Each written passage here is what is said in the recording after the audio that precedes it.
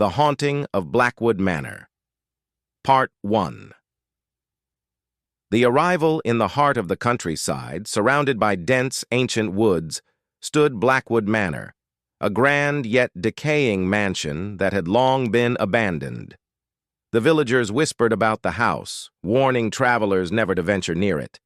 But Sarah, a young historian with a taste for the macabre, couldn't resist. She had heard rumors of the manor's dark past, a series of gruesome murders that had taken place over a century ago. Determined to uncover the truth, she set out for the manor one cold autumn afternoon. The sky was overcast, and a chill hung in the air as Sarah approached the wrought-iron gates of Blackwood Manor. They creaked open as if they had been expecting her, sending a shiver down her spine. She hesitated for a moment, but her curiosity drove her forward. As she walked up the cobblestone path, the wind howled through the trees, making the branches scratch against the windows like skeletal fingers.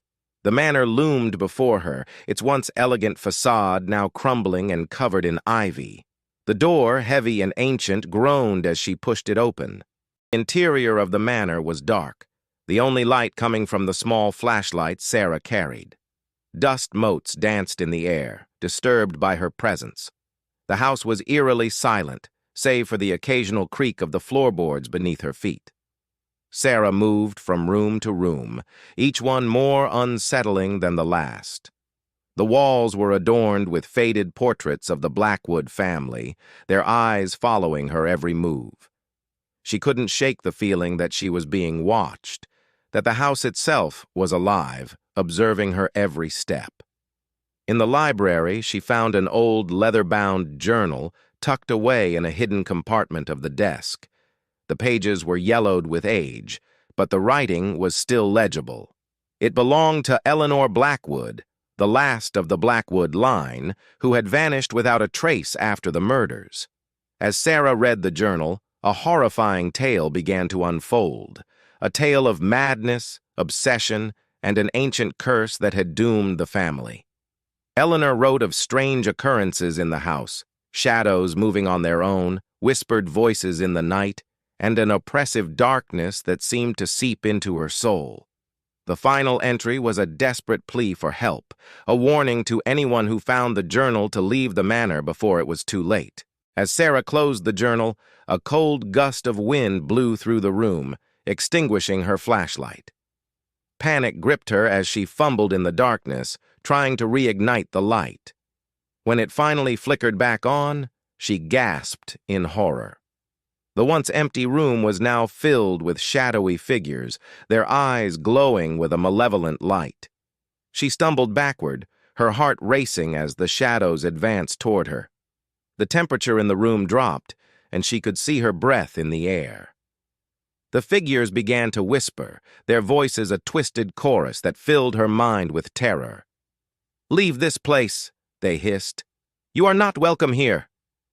Sarah turned and ran, but the house seemed to shift around her, the corridors twisting and turning, leading her deeper into the darkness. The walls closed in, and the whispers grew louder, more insistent. She could feel the presence of something ancient and evil, something that had been waiting for her. In her frantic escape, Sarah stumbled upon a hidden staircase leading down to the basement. The air grew thick with the stench of decay as she descended, the walls slick with moisture. At the bottom of the stairs, she found herself in a dimly lit chamber, the source of the house's malevolent energy. In the center of the room was an ancient, blood-stained altar. Surrounding it were the skeletal remains of the Blackwood family, arranged in a grotesque, ritualistic pattern. The shadows had followed her, gathering around the altar, their whispers now a deafening roar. Sarah realized too late that the curse of Blackwood Manor demanded a sacrifice, and she was the chosen one. The shadows closed in, their icy fingers wrapping around her, pulling her toward the altar. Sarah screamed as the darkness consumed her, her voice echoing through the empty halls of the manor. The shadows fed on her fear, drawing her life force into the cursed altar.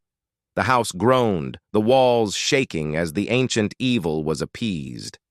In the village, The townsfolk heard the distant sound of a woman's scream, but they knew better than to investigate.